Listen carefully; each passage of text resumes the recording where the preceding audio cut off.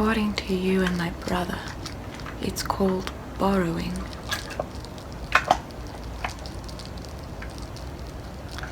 The book seems to be locked, but I have the key and I just... There we go. I opened it.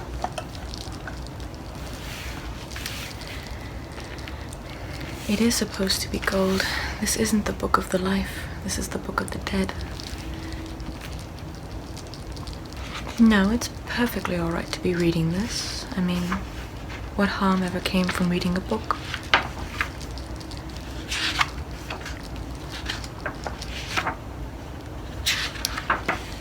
Oh, stop your worrying. It's just a book. I just want to look at the history it contains.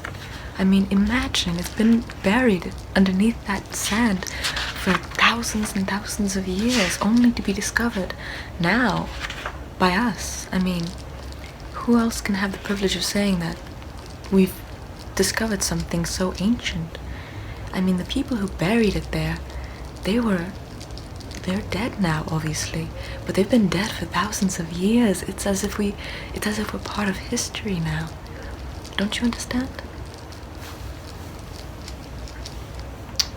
I just want to try out my ancient Egyptian. There's nothing wrong with practicing ancient Egyptian now, is there? Cool. If you don't mind, I have to recall my education in order to make out the edgings. Omun Ra, Omun Day. It talks of the night and the day.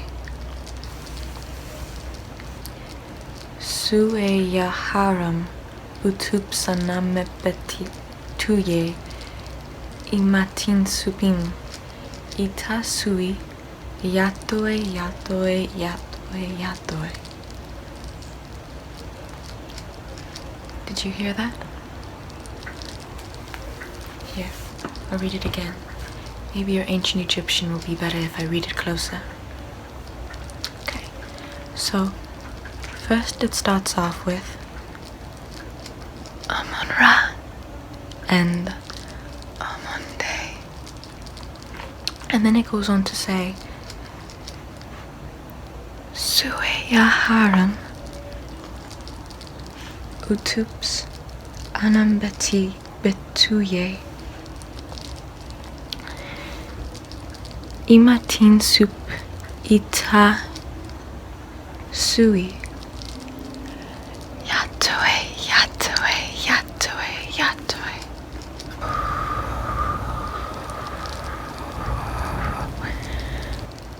I don't know what that sound was. It couldn't have been all that bad though. Probably just the wind.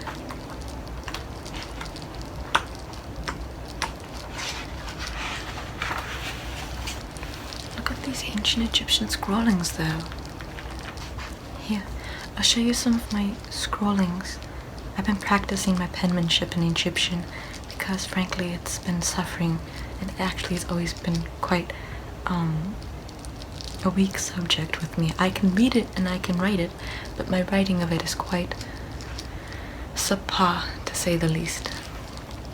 But here, I'll show you it. Let me take out my journal.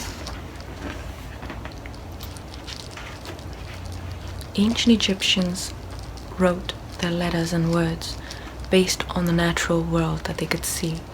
So for instance, instead of having Roman letterings like we have them, where they're all in shapes rather than, you know, anything else, they based theirs off of animals and sunsets and whatnot. So that's the interesting part about it. But here, I'm gonna show it.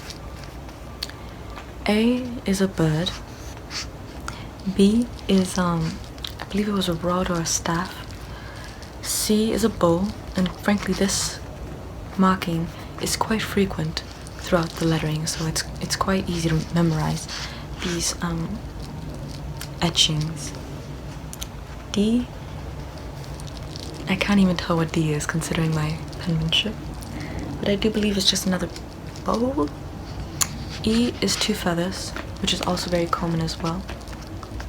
F is a worm, which is, I believe, also V.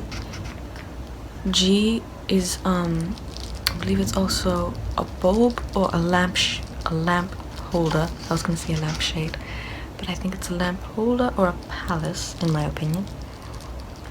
H is, like an intertwined pretzel, even though my handwriting makes it look more like a man running away, or a woman running away, rather.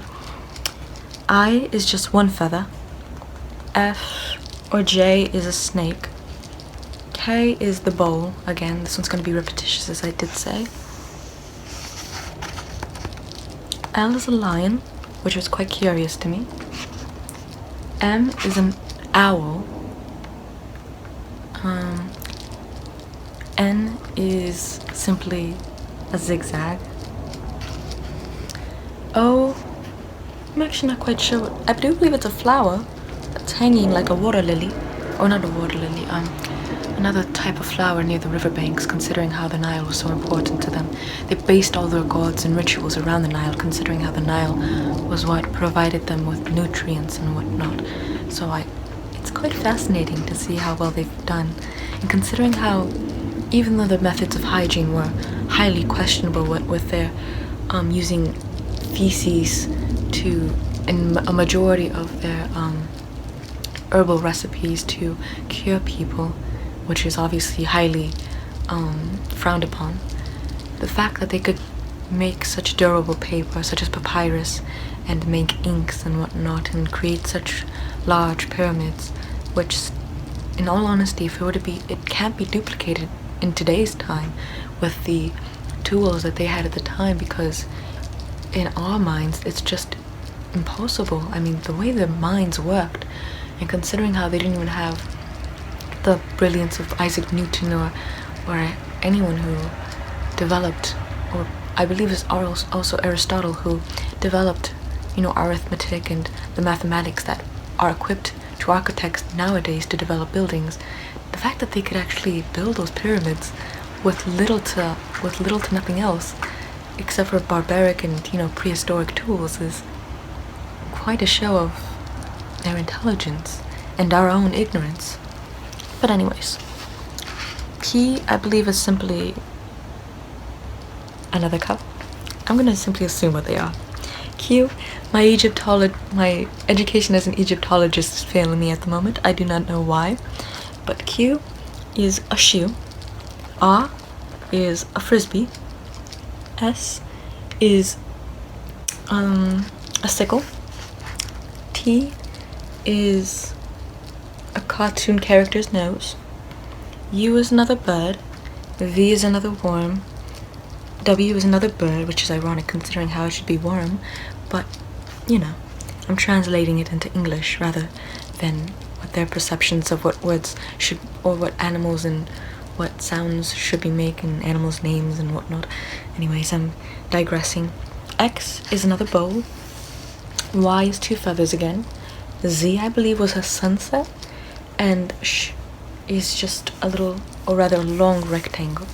So that's my rough explanation in layman's terms of what the letterings in ancient Egypt is. And so I myself find it quite fascinating. I've always have, and frankly I'm going to continue reading about ancient Egypt probably for the rest of my life, simply because why not. But yeah, anyways, I don't think there's anything to worry about with that sound. I mean, it's still bothering me a little bit, but I think it's simply because you made me paranoid with your concern of me reading from the Book of the Dead rather than the Book of the Living, which is what it's really called. But yes, anyways, how may I help you? I borrowed it. Yes, I did read from it. There's no need to shout. Oh, come off it now. You can't believe something like that could possibly happen. If there was a mummy that is come back to life, you really think that us, human beings, mortals, on foot, could possibly outrun its wrath? Well, if you insist that we leave, then we'll leave. Here, you can take the Book of the Dead if you want. I'm done with it. I've already read all that I wanted to read. There you go. Okay, fine. We'll leave if you insist.